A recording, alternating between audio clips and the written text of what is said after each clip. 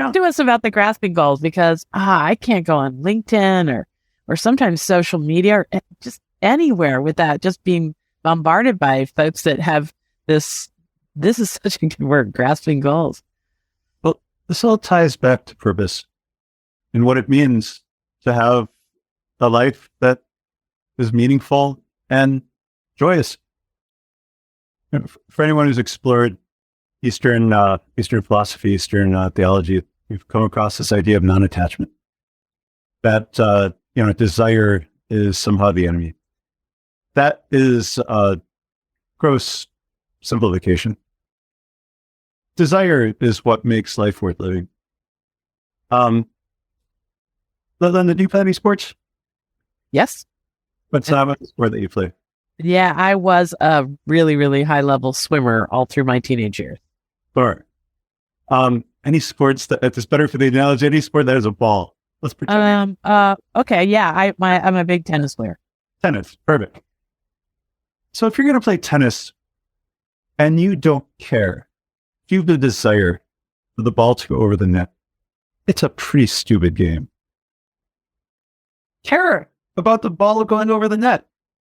Where non-attachment comes in is at the instant that the ball leaves your racket. That's where you disattach from the result.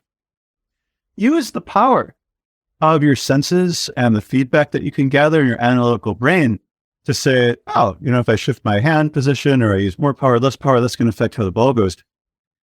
To improve, non-attachment only kicks in after the ball leaves the racket.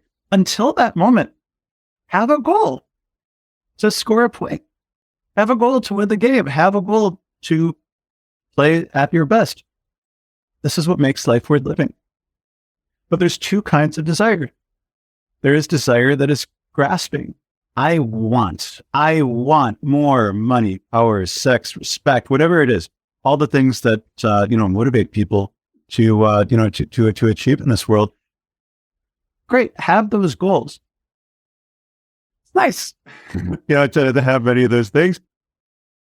But desire that's grasping, it gives us an inward mindset. It turns the people around us into vehicles and obstacles and irrelevancies.